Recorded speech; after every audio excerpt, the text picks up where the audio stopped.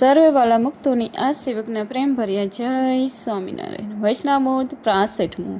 જ્ઞાન શક્તિ, ક્રિયાશક્તિ અને ઈચ્છા શક્તિનું સાર.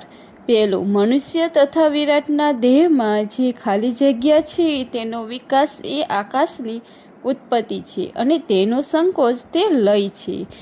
બ્રહ્મરંધ્રથી પ્રકૃતિ પુરુષ સુધીનો જે તેજનો માર્ગ તેને જ સુષુપ્ના નાડા કહે છે.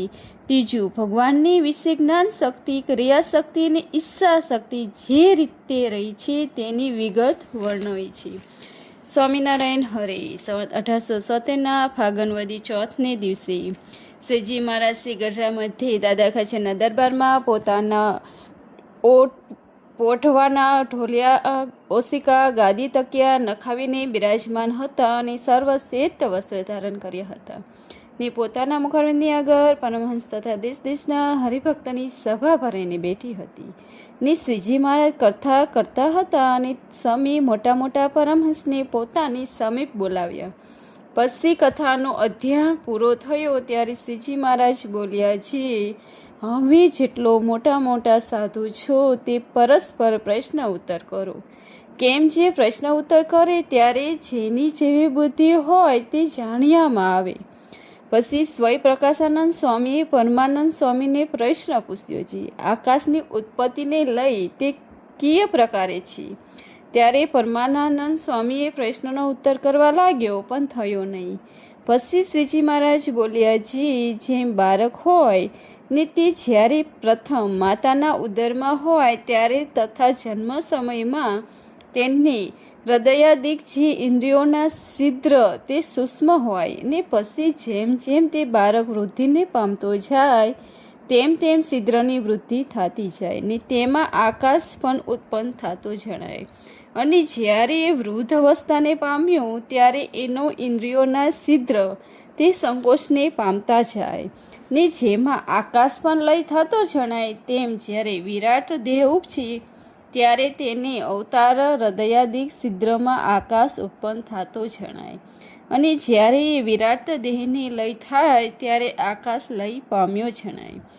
એમ આકાશની ઉત્પત્તિને લય છે પણ જે આકાશ સર્વનો આધાર છે તે તો જેમ પ્રકૃતિ પુરુષ નિત્ય છે તેમ નૃત્ય છે અને ઉત્પત્તિને લઈ તે કહેવાય નહીં. અને વળી સમાધિ કરીને પણ આકાશની ઉત્પત્તિને લઈ છે તેની રીતને તો જે સમાધિવાળો છે તે જ જાણે છે. પછી પરમાનંદ સ્વામીએ સ્વય પ્રકાશાનંદ સ્વામીને પ્રશ્ન પૂછ્યો છે, સુષુપ્ના નાડી તે દેહને મોહેલી કોરે કેમ રહી છે ને દેહથી બહારને કેમ રહી છે? ત્યારે એ પ્રશ્નનો ઉત્તર સ્વય પ્રકાશાનંદ સ્વામીએ કરવા માંડ્યો પણ થયો નહીં. પછી શ્રીજી મહારાજ બોલ્યા છે, આ બ્રહ્માંડમાં જેટલું કારખાનું છે તેટલું જ આ પિંડમાં પણ છે. તે પિંડમાં અલ્પ છે ને બ્રહ્માંડમાં મહંત છે ને જેવો આ પિંડનો આકાર છે તેવો જ બ્રહ્માંડનો આકાર છે. ને જેમ બ્રહ્માંડમાં નદીઓને છે તેમ પિંડની નાડીઓ છે ને જેમ બ્રહ્માંડમાં સમુદ્ર છે તેમ પિંડમાં કુશને વિશે જળ છે ને જેમ ત્યાં ચંદ્ર સૂર્ય છે તેમ પીઢમાં ઈંડા પીગલા નાડીને વિશેષ ચંદ્ર સૂર્ય છે ઇત્યાદિ સામગ્રી જેમ બ્રહ્માંડમાં છે તેમ પીઢમાં છે. અને આ પીંડમાં જે ઇન્દ્રિયોની નાડીઓ છે તેને બ્રહ્માંડ સાથે એકતા છે તે જીવવાના અંતને પામી ત્યારે વરુણ દેવ પામાય છે અને વાક ઇન્દ્રિયો અંતને પામી ત્યારે અગ્નિદેવ પામે છે અને ત્વચાના અંતને પામી ત્યારે વાયુદેવ પામે છે અને શિરના અંતને પામી ત્યારે પ્રજાપતિ પામે છે અને હાથના અંતને પામી ત્યારે ઇન્દ્રને પામી છે. અને જેમ હૃદયને વિશે રહી છે સુષુપ્ના નાડી તેનું અંત જે બ્રહ્મરંધ્ર તેને જ્યારે પામે ત્યારે શિશુ માળ ચક્રને વિશે રહી જે વૈશ્વાનર નામે અગ્નિ અભિમાનની દેવતા તેને પામે છે ત્યારે બ્રહ્મરંધ્રથી લઈને પ્રકૃતિ પર પુરુષ સુધી એક તેજનો માર્ગ સરંગ રહ્યો છે તેને દેખે છે. તે તેજના માર્ગને સુષુપ્ના કહીએ. એવી રીતે સુષુપ્ના નાડી પિંડમાં ને બ્રહ્માંડમાં રહી છે. પછી વળી પરમાનંદ સ્વામીએ સ્વય પ્રકાશાનંદ સ્વામીને પ્રશ્ન પૂછ્યો છે, પ્રથમ જાગ્રત અવસ્થામાં લય છે કે સપનામાં લય છે કે સુષુપ્તિનો લય છે? ત્યારે પ્રશ્નનો ઉત્તર સ્વય પ્રકાશાનંદ સ્વામીને ન આવડ્યો. ત્યારે શ્રીજી મહારાજ બોલ્યા, જે જાગ્રત અવસ્થાને વિશે સ્નેહ કરીને ભગવાનની મૂર્તિને વિશે લક્ષ થાય, ત્યારે પ્રથમ જાગ્રત અવસ્થાનો લય થાય છે ને પછી સપનાનો અને સુષુપ્તિનો લય થાય છે. અને જ્યારે મને કરીને ચિંતન કરતે કરતે સપનાને વિશે ભગવાનની મૂર્તિનો લક્ષ થાય, ત્યારે પ્રથમ સપનાનો લય થાય છે ને પછી જાગ્રતનો અને સુષુપ્તનો લય થાય છે. ને જ્યારે ઉપસમપણે કરીને ભગવાનની મૂર્તિને ચિંતન કરતે કરતે સુષુપ્તિને વિશે લક્ષ થાય છે, ત્યારે પ્રથમ સુષુપ્તનો લય થાય છે ને પછી જાગ્રતનો અને સપનાનો લય થાય છે. એવી રીતે પ્રશ્નનો ઉત્તર કર્યો.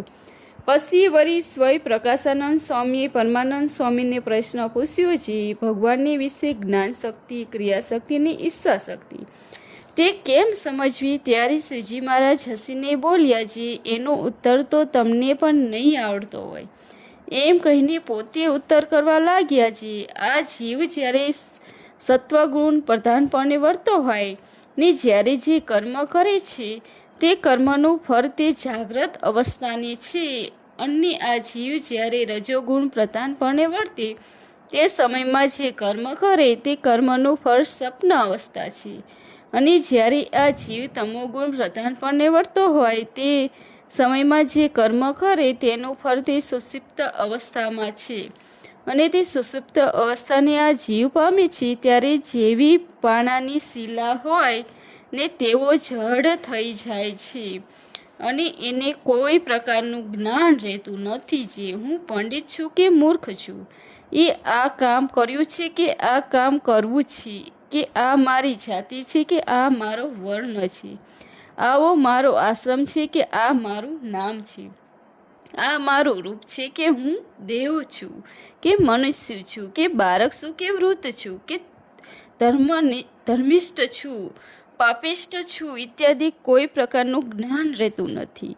અને એવી રીતનો જ્યારે આ જીવ થઈ જાય છે ત્યારે જે ભગવાન છે તેની જ્ઞાન શક્તિ કરીને સુષુપ્તિમાંથી જગાડીને એની સર્વ ક્રિયાનું જ્ઞાન પામે છે.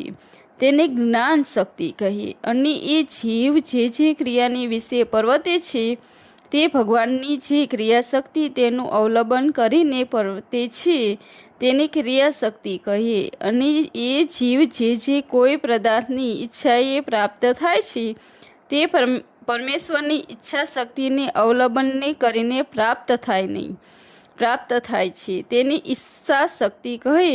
અને એ જીવને જાગ્રત, સપન, સુષુપ્તિ અને 3 અવસ્થા ભોગવાય છે તે કેવળ કર્મ કરીને જ નથી ભોગવાતી, તે તો એને કર્મના ફળ પ્રદાતા જે પરમેશ્વર તે એ જીવને જ્યારે કર્મફળને ભોગવે છે ત્યારે ભોગવે છે. કેમ જે આ જીવ જ્યારે જાગ્રત અવસ્થાના ફળને ભોગવતો હોય ને ત્યારે તે ઈચ્છે છે મારે સપનામાં જેવું છે, તો એને વર્તે સપનું જણાય નહીં.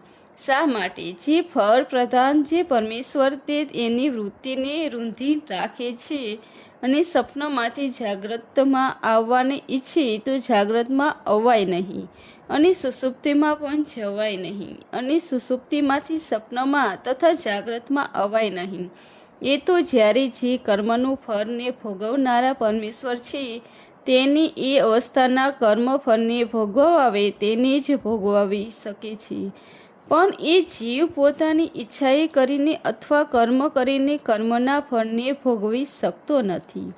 એવી રીતે ભગવાનની વિશે જ્ઞાન શક્તિ, ક્રિયાશક્તિ અને ઈચ્છા શક્તિ તે રહે છે. એમ શ્રીજી મહારાજે કૃપા કરીને ઉત્તર આપ્યો. ઇતિ વૈષ્ણવ ગઢડા પ્રથમનું 65મું પૂરું થયું. સહેજાનંદ સ્વામી મહારાજની લાઈક, શેર ઓર સબસ્ક્રાઈબ. જય સ્વામિનારાયણ. Thank you.